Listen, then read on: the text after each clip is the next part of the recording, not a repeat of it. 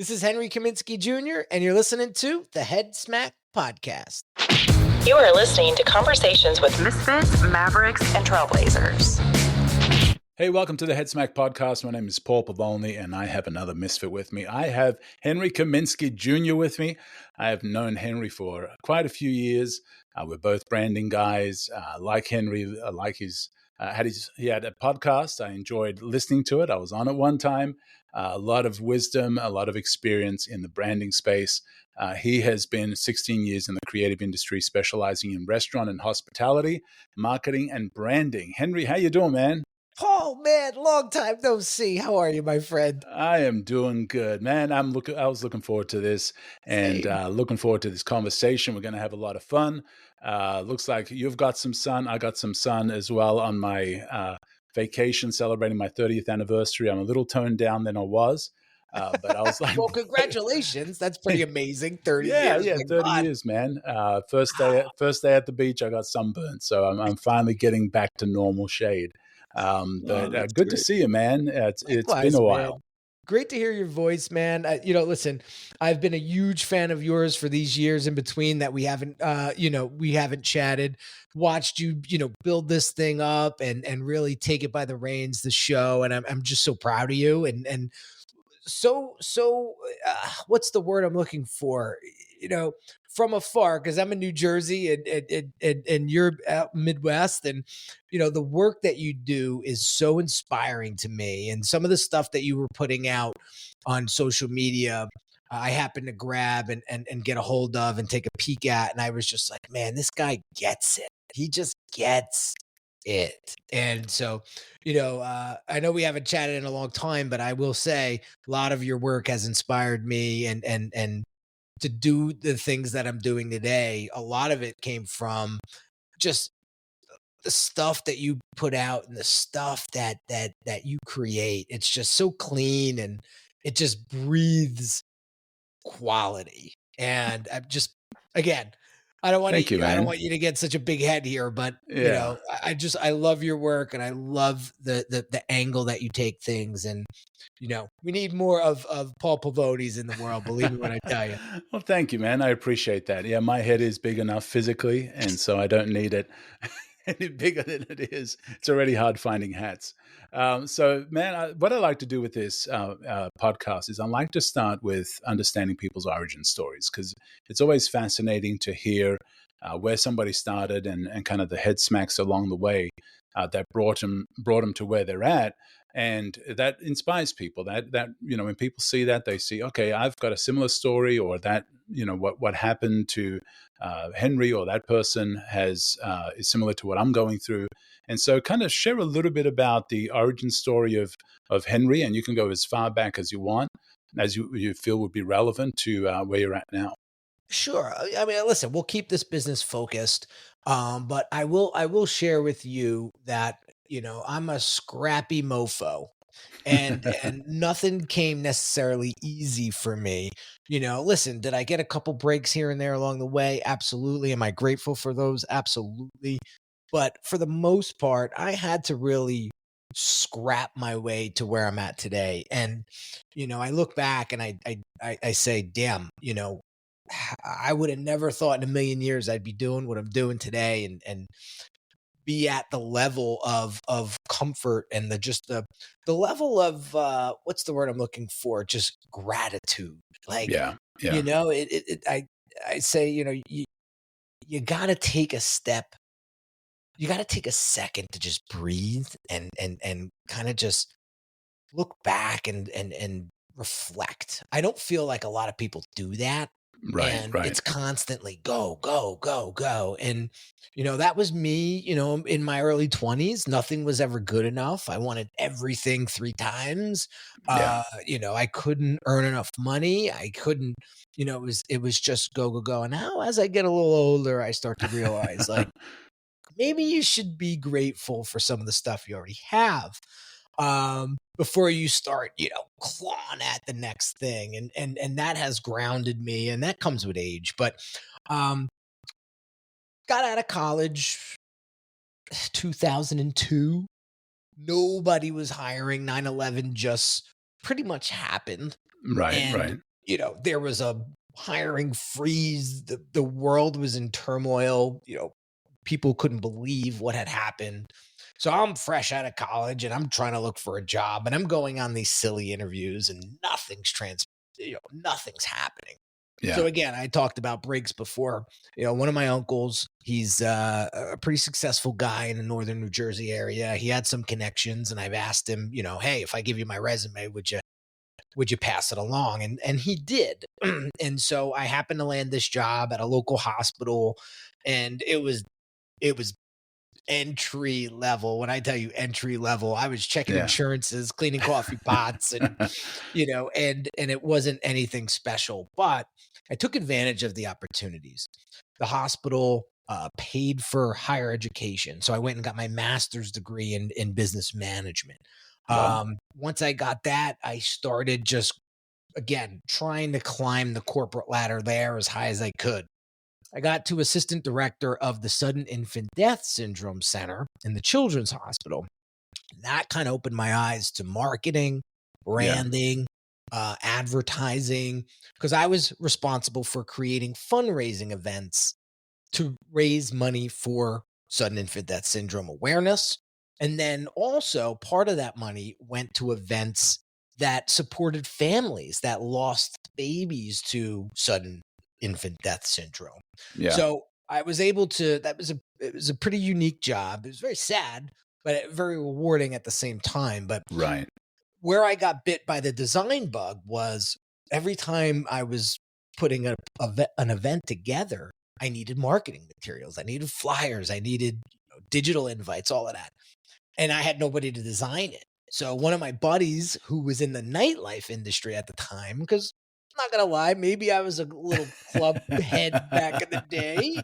Um, so my friend introduced me to graphic design and Photoshop, and he did sponsor one of my events and did a lot of the graphic work. And so I'm sitting next to him watching him in Photoshop just create something out of nothing. And that was it for me. That was it. You So got it. fast forward, I got my boss to buy me the Photoshop program, and I started doing all the in-house design work for the events. Well, one thing leads to another, and now my buddy Jerry says to me, well, I don't want to do design anymore, and I need somebody to do the design work. So would you kind of take over my accounts? So he gave me an account here and there. Then he introduced me to one of his buddies who had a lot of accounts and said, listen, we'll give you a shot on one little project, see how you do. I need speed and I need decent. I don't need perfect. I need decent. Yeah. Yeah. Quicker, and I'll never forget this. He said, the quicker I can start making money, the quicker I could give you more business. So I never forgot that. I Wow. always say to myself now, the quicker I can get you a project done, the quicker you could start making money with it. And Yeah. I stuck by that. And so next thing you know, Paul, I got every nightclub account in the state of New Jersey. And I don't know what to Wow. do with it. I Yeah. really don't know what to do with it. Now, listen, I'm 24 years old. I'm single. I don't really have anything else to do but to go to clubs and make money. So, Yeah. pulling 20-hour shifts designing was no big deal to me.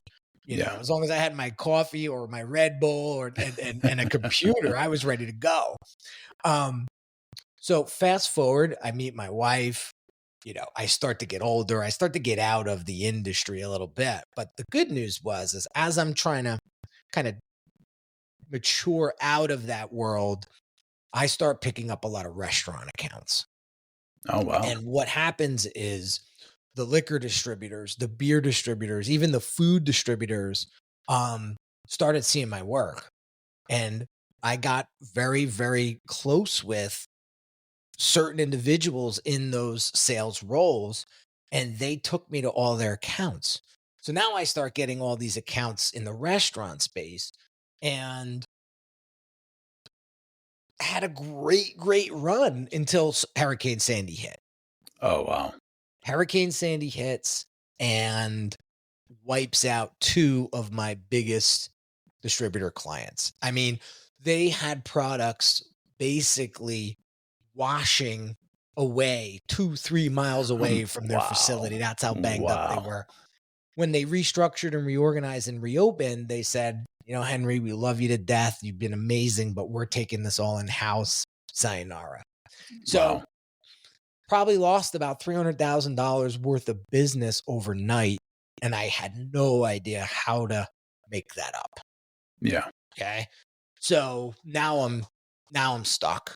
I'm tapping into savings. I'm ripping through savings because, mind you, at the time I was into a lot of stuff that was very expensive. So I had to have the shoes and the clothes Yeah. and the Yeah. cars and all of that. And as things were dwindling, I didn't want to cut back on my lifestyle. Wow. And Yeah. that started to really catch up to me. And finally, I go to my wife and I'm like, I'm broke. I that's it. I'm out of water here. Or I'm out of gas. And so what happened was, thank God for the old Amex. I had happened to bump into this internet marketer guy from, from the scene. And I really connected with him at the time. I felt like he really was talking to me. And so I didn't want to wait and kind of I wanted to cut corners. I didn't want to wait and kind of learn this internet marketing thing on my own. Yeah. So I book one of these calls and I'm on this call with a salesperson. It's a whole spiel. But fast forward, I spend $10,000 on this coaching program that I did not have at the Wow. time. Yeah. And I jumped in just to get access to this guy. And next thing you know, this guy turns around and says, I love your story. You had me crying when you were explaining it to me. And there's a lot more details that went into it. I'm just trying to cut to the chase here for the show. And he goes, I want to hire you to rebrand me and my business that I'm kicking off. And some of you may know what this business is. It's a huge software company called ClickFunnels. So Russell Brunson is the guy that I'm talking about, and he's kind of he's the co-founder of this thing. And so I'm in this coaching program, but it's kind of paying for itself because now he's paying me to do a lot of the rebranding or just getting his branding in place. And I did that for 5 years, and that's what got me out of my hole. Wow. And so now the internet marketing space starts to get very polluted. I'll say that, right? Yeah. You get a lot of fly-by-nights. You get a lot of people, ripping people off, and the list goes on. And that's not me. Yeah. That I am not aligned with because, I believe in if you work hard, you can play hard. And if you do great work, you'll get rewarded with, great response, whether that's monetarily, maybe it's something else. But so I slowly start to remove myself from that space. And now COVID hits. It's like, right? And it's like, now what do I do? So I remember, going through all of that. I was building these courses and I was really getting my feet wet with, personal branding. That was your brand doctor era, right? That was the brand doctor era, right? So I needed to kind of reinvent myself. Yeah. So I'm talking to this this guy that I met in these coaching programs, and this guy's a big brand guy. I won't say his name. And he says, you got to really reinvent yourself here because, you have a lot of great things to say. You're great in front of the camera.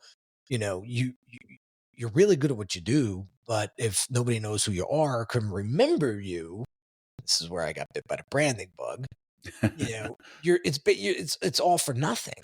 And so he was like, so I was explaining to him my process, and he goes, so it's kind of like a doctor. And I said, yeah. He said, so you're like a brand doctor. And that just stuck, man. Yeah. That was awesome. Yeah. So I said, I'm going to run with this. So came out with a podcast, but now getting back to COVID, a lot of people got laid off. And my business was doing okay at the time, nothing really to write home about. It was making decent money and I was coasting, if you will. Now COVID hits and everybody's upside down. So I really learned that in times of chaos like that, it's better to give than to take. And then that sort of became my philosophy from there on out. And what I realized was I had all these resources that I was charging money for.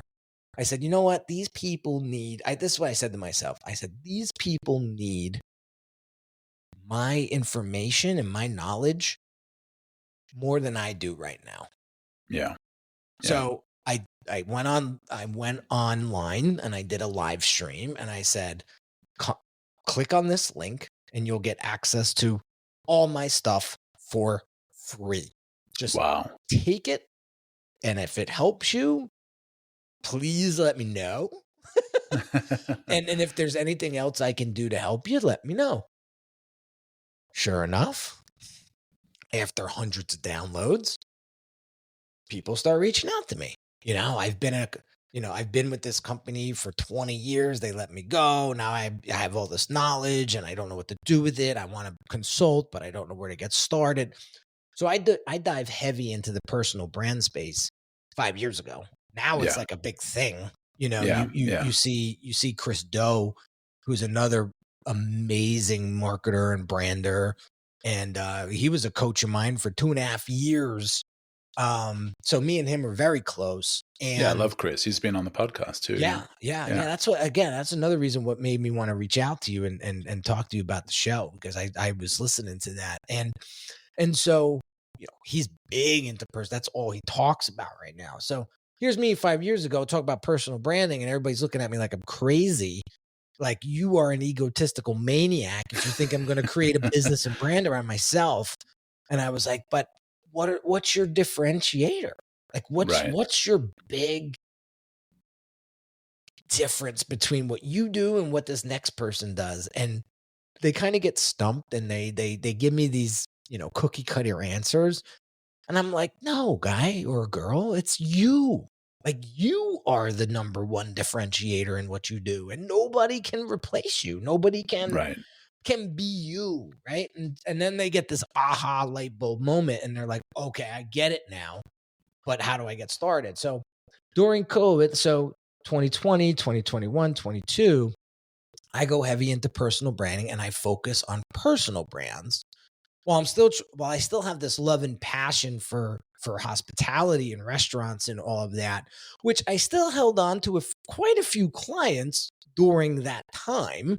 And I was helping some of my clients get through COVID through, helping them with third party and helping them with online and e-commerce and things like that. It was a tough time for hospitality during COVID. I mean, they were hit probably the hardest. Yeah. Oof. I mean, I don't think they ever saw something like that in their life. You know? So I had a few clients on the side that I was still servicing, but I was real heavy into personal branding because I felt that's the industry those are the people that need me right now. I spent the last 3-4 years at the time really building myself up and reinventing myself. I had quite a bit of experience in that space. So I said, you know what? I'm just going to focus on that. So, the brand doctor era was really focused on, subject matter experts that needed help branding themselves and standing out. So we put them through the process and it was awesome. Now, COVID's kind of in our rear view. I got, the world is starting to stand up again and I'm getting a little burnt out from the space. Yeah. Now that space took you to 7 figures, right? Quite a few times, quite a few times. And I reinvested a lot of that money back into the business, back into myself. Did we go on a couple nice vacations? Absolutely. But at the same time, I was getting spent. And I said to myself, well, what's next? So get this. One of my old clients, he's a celebrity chef out of Chicago, opened up a restaurant in New York. And I lived 45 minutes away from the city. So he had his grand opening and I happened to pop in there with my family. He invites me over and he was like, dude, I got this really cool concept, but I don't know how to market it. It's like a private dining experience. People pay a high-end membership fee to be in it. And, I open up my home because I live in this big estate, and we do a lot of the intimate dining in my house. And Wow. he's like, I don't know how to put it together. So I was like, I think I got a couple ideas for that, right? Yeah. So he flies home, I go home, we talk over the week, and he says to me, all right, I'm gonna make you my partner on this deal, and I'll give you 20% of top line revenue. So whatever we make, you get 20% right out of gate.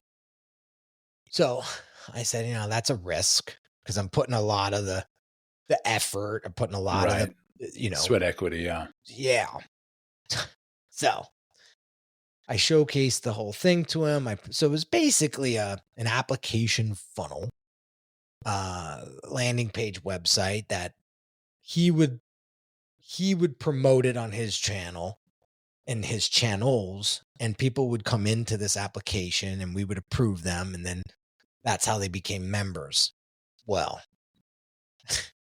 in about 4.5 weeks to 6 weeks of promoting, we do like $468,000, something like that, Wow. in Wow. in freaking memberships. Wow. So now he's like, yeah, you see why I wanted to do the so we kind of gave each other the fist bump, and now this turns into, Henry, like what you did with that. My hospitality group is growing and expanding, and and I can't keep up with it myself. I need to start to build out my C-suite. So, what's your thoughts on being chief marketing officer? And I was like, sounds freaking good timing to me. Yeah. Yeah. So we do this announcement, and shortly after, I take the role as chief marketing officer. Now at the time, we had about 8 locations. By the time 2.5 years later, we doubled in size. Wow.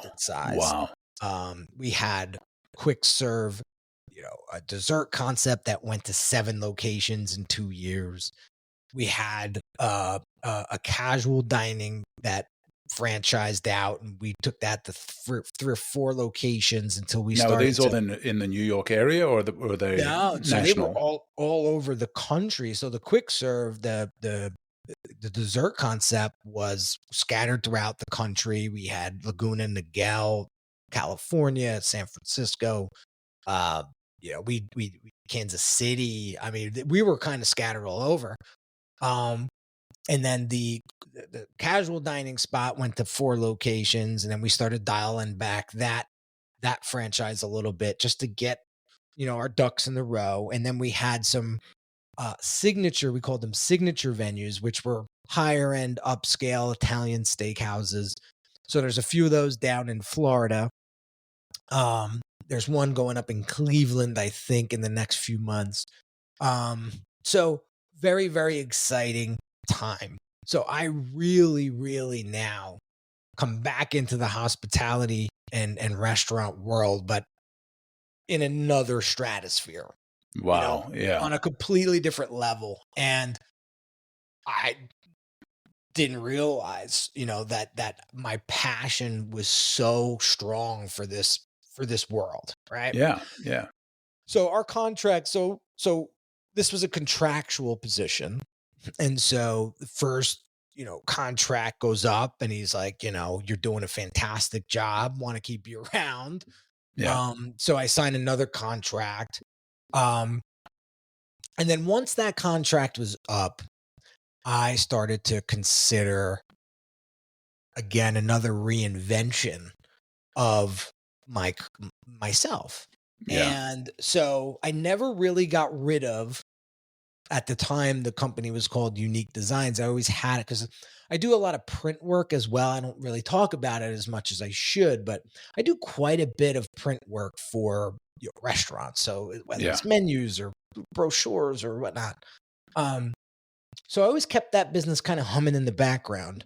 But I said, unique designs, it's kind of serving everyone. And I Right. really want to dial in to hospitality and restaurant. So I'm talking to one of my buddies and we're talking about, what I'm thinking of. And I was like, farm to table is a big thing right now, and it's like, how do I remix that somehow? And we're chatting and the guy goes, what about brand to table? Yeah. And, and, Yeah. and, and I was like, that has catchiness to it, right? Nice. That Yeah. that has that has some legs to stand on. And again, it's just like the brand doctor. It was like one of those, like, we're just having a conversation like this, and something just pops like that. And so, Paul, you know me by now. Once I get an idea like that and I feel strongly about it, it's like pedal to the metal, baby. All systems go. Yeah. Yeah. Like there's no overthinking. It's like, all right, we're gonna run this bad boy until I run into a brick wall and I gotta figure out how to get through it or around it or over it. Yeah. And Yeah. so contracts coming up. I said, Fabio, you're an amazing individual. People can't do what you do in 2 years in a lifetime.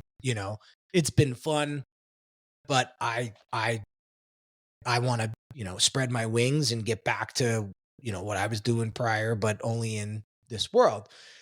I promise you I won't get in your way.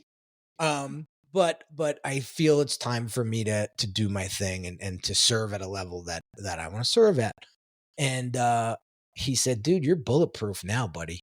He's like, the 3 years that I, ran you through the gamut or the gauntlet, I should say, like, you're bulletproof now. So he was like, go for it. And so he's still a client of mine. And we serve his venues print, and I give him some ideas here and there, but they have they're still evolving, they're still growing, which is fantastic. I love to see that. So here I am now with this company called Brand to Table that I'm just absolutely in love with and doing my best work since I think I started, Wow. because Wow. we have these conversations on occasion, my wife and I, or even with my friends. And I tell them, like, I get so lost in the work, and like I look at my watch and it's like 6 hours go by and I feel Yeah. like Yeah. it was like 6 minutes, Right. you Because you're know? doing something you love. Yeah. Yeah, so it's like I'm 44 years old and I truly feel, not that I didn't love the work, I just loved creating. I loved creating something out of nothing. Right. That's what got me into the creative world. Yeah. Was just taking something and making something out of nothing. And then I Now, where look did at my that creativity come from? Like, who in your family was creative? Was anybody? so it's so funny. Nobody in my family is creative. But I will say, I come on my mother's side, I come from, there's a bloodline of just entrepreneurs. So Yeah. so my grandfather's brother comes over, I think he was born here. But starts this construction company in 1945. Wow. And it's now what, 80 years old? 1945? Yeah, I think yeah. It's an 80-year-old company that's still thriving. Wow. And then then my mother's brother, he gets into construction, but his uncle says, "You're not gonna get in my way. So if I'm gonna do buildings, you're gonna do highways." Yeah, you're not getting in my space. Right? Yeah. So he gets into heavy highway construction. So now I have this great uncle who creates this, like, dynasty, if you will, in real estate development. And then I have my mother's brother uncle who gets into um construction, and they both become wildly successful Yeah. in the area. And I think it wasn't the creativity that bit me in the butt. It was it was the success that I saw these two individuals creating from nothing. Yeah. Like, Yeah. you know, my great uncle Al came over here, started with absolutely nothing in the Great Depression, right? Yeah. My uncle, they were my mom, they were poor as poor can be. And my uncle just saw an opportunity and said, "You know what? I'm going to give it a shot. And you know, I'm Yeah. going to start with a wheelbarrow and some cement, right? And I'm going Yeah. to figure this thing out." And so that I was enamored with, right? Yeah. And so you mix that with my father, who was the hardest worker I've ever seen, and in my life at that proximity. So long story short, parents get divorced when I'm 8 or 10 years old. Father takes responsibility of me, and in order to do so, has to take on like 4 extra jobs. Um, and so now I'm trying to come up in this world as a teenager in a very, very urban area. And I'm trying to figure out my teenage years and my early, you know, uh, you know, early 20s and all of that on my own. Yeah. Meanwhile, my father's trying to do his thing just to put food on the table. So I saw my uncle and my uncle's doing this like crazy, crazy level of success. I saw my father just scrappy as hell. He was a shop steward for UPS for 33 years, and that's what he did. And then he had his side hustles and things. So you take that work ethic and you take that motivation or that ambition, right? Right. And you put those two together, and there was like no stopping me in my 20s. Like, Yeah. Yeah. yeah. So that's kind of, and then I found something that I really love. It's so funny. I was listening to a podcast today, and it's the CEO of Denny's. She's this Italian woman, and she was describing her, college years, and she was like, I went in as a business major and came out with a sociology degree, right? And I was like, I went in as a business major and saw my first economics class and accounting, and was like, no freaking way. But I just love to talk. I love people. And so somebody was like, there's a liberal arts degree. It's called communications. It seems kind of broad, but you'd be perfect for it. And I just excelled. I was never afraid to talk Wow. in front Wow. of people. Like, all that came very, very easy for me. And so I just ran with it. And Yeah. and so I ripped through college because it was like, other Something than you the couple loved. of Yeah. classes that sucked, most of them were right up my alley. So it just listening to her speak, I'm like, I wasn't the only one that thought he was going one direction and completely turned and went another. Well, it's amazing how that one suggestion from that one person literally changed the trajectory of your life. Yeah. I mean, Yeah. it's pretty crazy, and that's those moments when you look at people's history and those head smack moments is sometimes it is just a conversation. It's just somebody saying something. It's just a TV show. Like I've interviewed somebody, I can't remember who it was, that they got inspired to be in marketing and advertising because of Bewitched, because the guy from Bewitched was in advertising, and he was like, that got my attention because I hadn't thought Yeah. about it, And so it's amazing how those kind of moments just change the trajectory of your life. And you mentioned, you met Russell, and that kind of changed your whole world because you started working with funnels, and then you met Chris Doe, and he kind of changed the direction of some of your stuff. And then somebody mentioned Brand Doctor, and then that kind of changed your whole thing. And now you're back into the hospitality space that you kind of circled back to. And that was one of the early things that you started with. And it's just amazing. And so now that you're working in hospitality, you'd mentioned your friend Fabio, was it? Fabio Viviani. Yeah. Yeah. And so, you helped him grow, all these different businesses and spread out and everything, launching back into your own space with Brand to Table. What are some of the things that you've learned when it comes to branding a hospitality business that most people within the space are making mistakes with? Yeah. That's such a great question. And the good news is I'm noticing a lot of hospitality brands realizing this now. that brand strategy is probably the most monumental and foundational process you should go through before launching. And what was happening, what I saw when I came into Fabio's hospitality group was they didn't understand what brand strategy was. So Yeah. they overlooked it. And then when I came in and explained to them, I'll never forget this. We're talking about this casual dining concept, and I'm on a call with all the principals, and I said, "Cool name, but what's this restaurant's point of view?" And they go, "What's that mean?" Yeah. Yeah. and Yeah. I said, "What, if I went into your restaurant and I went into a Chili's, like what the hell's the difference?" Right? Right. Well, there's this and there's that and there's no, that's not what I'm talking about. It's how does this restaurant see the world? Yeah. Right? It's not about the different types of food because they started saying, well, their food is more like this.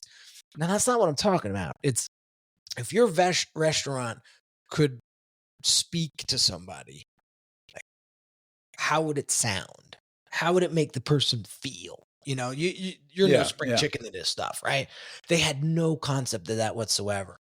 So I tell them, listen, if we really want to scale this concept to 10, 12, 15 locations and then perhaps sell it, we need to consider brand strategy. And Yeah. so we hired a firm out of, I think it was Maryland, and they came in and I was very impressed because, I've done brand strategy for years. Didn't want to take that whole responsibility on myself as CMO. CMO is like you find the right Right. people Right. to execute, right? I Yeah. knew my role. So we find this firm, they do a hell of a job rebranding this thing and hit the ground running, and it was fantastic. So to answer your question, it's really understanding the power of brand strategy, brand positioning, and going through that process with a professional, not Yeah. downloading a course or not, thinking you're going to fill out a 10-page PDF and that's going to be your brand strategy. It's really sitting down with a firm of professionals that know what they're doing, that have done it, over and over again. And if you can find somebody that specializes in hospitality, restaurants, food and bev, even better. Yeah. One thing that Chris Doe kind of explained to me, and there's two sides to this coin, but specialization, especially in this time of age, is so important. And I believe it's so much more valued Yeah. than the generalist. Right. And he was the one that kind of really firmed that up for me because I was like, I always struggled with niching down because I was like, I'm missing out on all this other stuff, right? And Right. Right. I realized very, very quickly that when you become a specialist, you get to demand a higher price point, a higher rate, because that's Yeah. all you do, Yeah. right? And you go super deep in that. And I think people really see that and they really value that. And landed some pretty big clients over the past few months just for them knowing that like this is my cup of tea. I breathe, eat, sleep this stuff. Yeah. Yeah. And so that was that. So brand strategy, I think is certainly it. And I'm not just saying that because we're branding guys. I'm saying it Yeah. because when we went through that process, the principals realized that there was a completely there was another level of understanding, and there was a Yeah. whole and they and I unlocked that for them. And then this firm comes in and really opened up the doors. Do you And they remember were what you like, came up with, the statement? I know it's probably been a while. Do you remember what that statement was after you asked that question? well, I'll tell you. So the name of the real quick, and I'll be brief because we could go down a rabbit hole, it'd be another hour. You know, what we realized was the name of this restaurant was the name of a fictitious person who like traveled this world and became this worldly person who brought all these food and recipes back into this restaurant. And that's how we came up with that was the story, right? But it wasn't enough. We needed to create a real person out of this guy, right? And so I was like, well, is this like what kind of person is he? Is he this like happy-go-lucky guy, or is he a Yeah. badass? Because Yeah. I see you have like motorcycles in the freaking restaurant. Like Yeah. so they were like, we want to make him a badass. He's always been a badass. And I'm like, all right, well, let's paint this guy. And so we went in and basically the tone of voice that we created. Okay. The tone of voice that we created um was this badass dude. And Yeah. like when we would respond to comments on Instagram, they were like Wendy's. Like Yeah. Yeah. Yeah. we didn't really Had care. some attitude. Yeah. Yeah, there was quite a bit of edge, and that really strengthened the positioning and the differentiation of the brand. So, we had a lot of fun with it. We had a lot of fun with it. We went with the name, and it was called the Legendary Kitchen. It was uh, the name of the guy, and it was like the Legendary Kitchen, and it was really cool. So, um, it just goes to show, like, there's people think branding is like colors and logo and like fonts and stuff, and Right. there's so much more to it, right? Yeah. Well, Um, and I think you're right in what you shared with, coming up even with the personality of how your brand talks and behaves. And a lot of people don't think about that as a brand.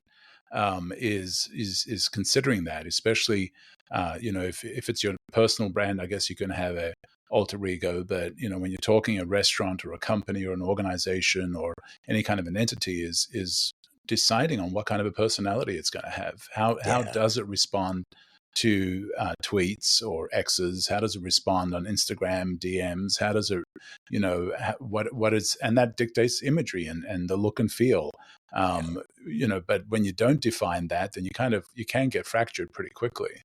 Yeah. Well, and here's another thing that I want to kind of pivot into, with the time we have remaining is the restaurant industry is very archaic when it comes to tech and like marketing tools and resources. So one thing I have an advantage, I think, over some other marketers in the space is I come from this digital marketing background. And when I say I went deep in it, I went 5, 6 years deep into this. So I figured out how we can leverage ClickFunnels, how we can leverage a platform like OpenTable, Resi, uh, 7 Rooms, and use their marketing functionality to really create something that is used primarily in like tech spaces, right? Yeah. Yeah. So so that was one of the things I did over in Fabio Land. I always call it Fabio Land. Was he was using OpenTable. It was a basic subscription. There was real no way to track anything. It was very hard to send out broadcasts. So I'm doing my research and I find 7 Rooms through a big hospitality group in Miami. So I tell the director of ops, guy, we got to get on the phone with these guys and see if we can get this platform integrated into our restaurant. So they came on a call, we sit down with them. So I get 7 Rooms into all the locations. And now they ask me, "Hey, would you mind being a beta tester for our SMS text that's coming out, our email marketing that's coming out?" And I was like, there's a bear shit in the woods. Of course, I would be interested. So I became like their fan favorite when it came to testing different Features. Yeah. functionality. Yeah. Yeah. So now I bring in SMS text marketing, I bring in email marketing, and now, ChatGPT starts to take off, and I start thinking, all right, well, how can I leverage ChatGPT? So quick story there. I start realizing, like, how do we generate leads for, our venues? How do we start, creating lists and so we can market later on. And so I'm working with this fairly large off-premise catering company. They do big events in the city, 850,000 people galas. And one of their biggest pain points that their clients have is menu creation. They because you could go 1,000 different ways on a menu. Now you're theming out this event, and now the menu has to be specific, right? So I realize, all right, I can teach ChatGPT everything there is to know about this brand's menu, this brand's branding, positioning, all that stuff. So I'm going to create a custom GPT engine that helps their prospects curate menus. Wow. So I come up with this thing called the menu matchmaker, and I build this custom GPT out.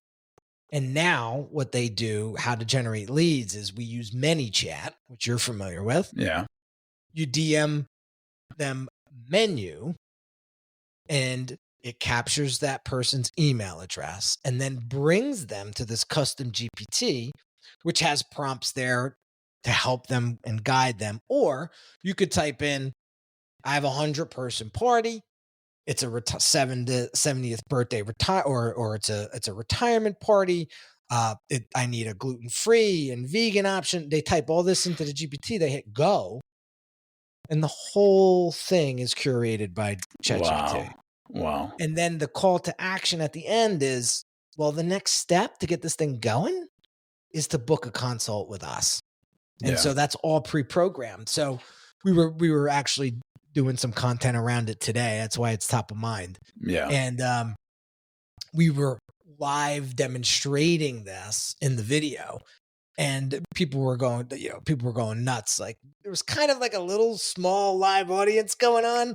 Yeah. Just mostly the people that were in the office. And they were like, that is freaking brilliant. And I was like, well, I started to create a few for my own too, for brand to table too. So I have some really cool custom GPTs that help my clients. So a lot of times restaurants don't know how to choose the right influencer for their place to get more exposure and awareness.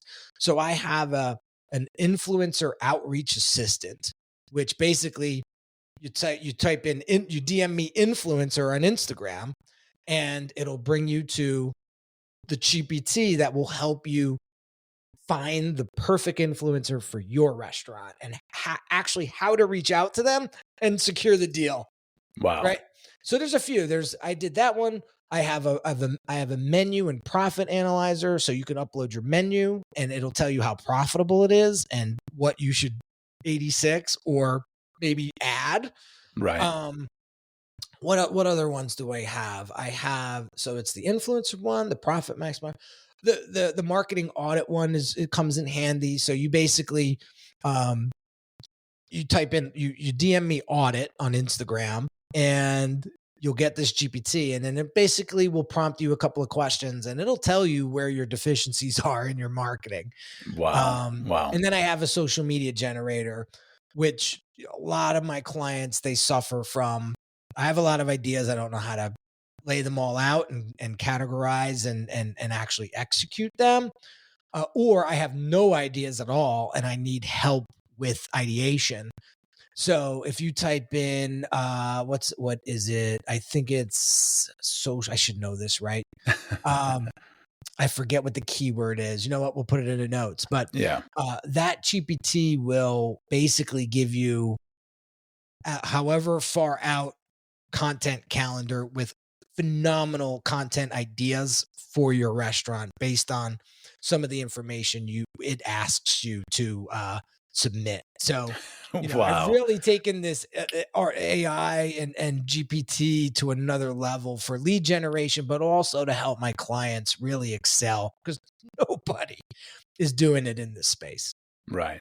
And so, for restaurants that are, still struggling after COVID, because, as we shared, they got hit pretty hard. What are you finding has been the best marketing tool to get butts in seats? Because that's what it's all about, right? Is they need butts in seats. So, out of your experience and what you've tested and tried and nixed and then kept, what are you finding is the best way to get attention and get people through the door? Hands down, Paul, SMS text marketing. It is undeniably the best way to get butts in seats and drive revenue. So going back to 7 Rooms real quick. So once we rolled out SMS text marketing to all the locations, what I love about 7 Rooms, and now Open Table is really starting to pick up their pace a little bit and giving 7 Rooms a run for their money. But now DoorDash just bought 7 Rooms, so they might just go to the moon. Yeah. But so hear me out. 7 Rooms has everything trackable. So you can send out a text message blast and know how many covers came in from it, how many reservations were booked, and how much revenue was generated by that text. So we rolled out SMS texts probably February of last year. And by the end of the year, based on all the SMS text campaigns, I generated like $1.3 million just in SMS in revenue just off of my SMS text campaigns. Wow. So, wow.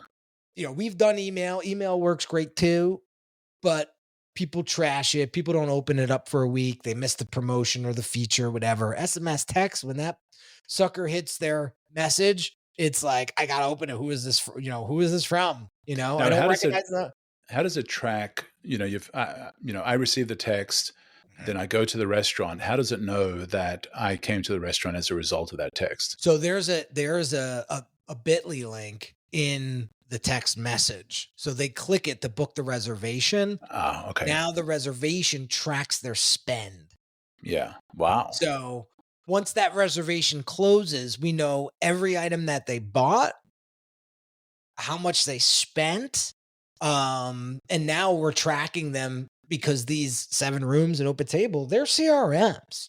Yeah. Wow. They're CRMs. So now we can, what I love about Open Table is like now you could send. Before you didn't have this capability, but now you could send individual email campaigns. They're not quite up on the SMS text stuff yet, which they better get there fast because, it's almost like old at this point, but SMS text is huge, man. Huge.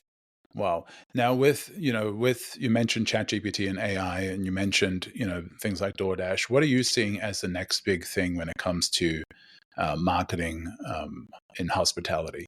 Do you see something coming down the road? I do. I see a lot of subscription-based stuff. So, this is nothing new, but I think a lot more brands are picking up on the trend of subscription-based,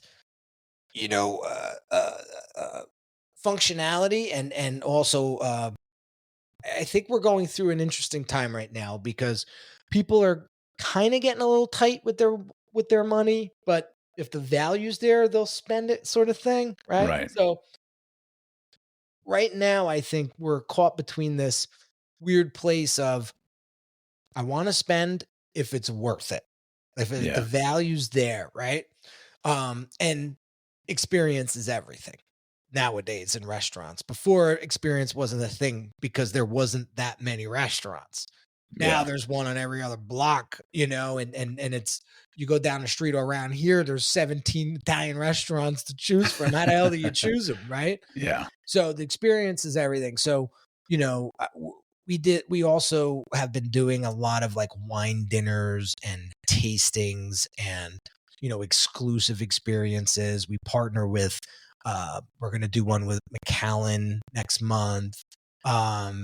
We did one with Stag's Leap Wine last week, with a client. And it's like, those experience, they pay $150 a head. You get a 4-course or 5-course meal. You get these beautiful wines. Like That's it. And then these membership programs, like the one before I left Fabio Land, I went to, I helped stand up this wine locker program for the Italian steakhouse down there, where they sign up as a subscriber.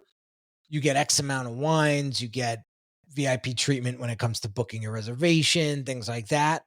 And just people want to feel special, right? And, Yeah. if you get hospitality, that should come pretty easy to you, but not a lot of people, it doesn't come to a lot of people. That's why there's like goats in the industry, like Danny Mayer, where Yeah. like his big thing is like, I can't teach hospitality. Yeah. Like, you have to be, it's kind of it has to be like in your soul. Right. Right. I Right. could teach everything else. I could teach you a business. I could teach you everything else. But like, if you're not kind, if you're not anticipating needs, that kind of thing, it's tough. It's tough Yeah. to find that kind of team member to bring on. Well, and your food has got to be so good that people don't care. Otherwise, they're not going to come back, Yeah. And There's 17 other places to choose from, yeah, right? yeah. So good food will only take you so far, but hospitality and the experience that people have is what's going to keep them coming back. I think Right. people almost come back for less than stellar food sooner than they'll come back for good food and bad service. They'll Yeah. come back for great service and great food, but awesome food.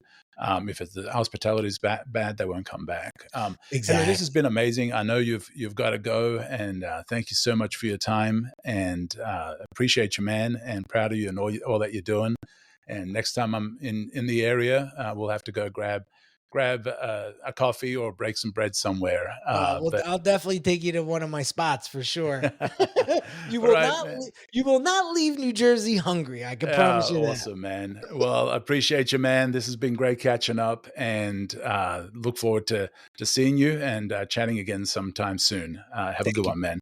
Thank you, Paul. Appreciate you, dude. You are listening to Conversations with Misfits, Mavericks, and Trailblazers.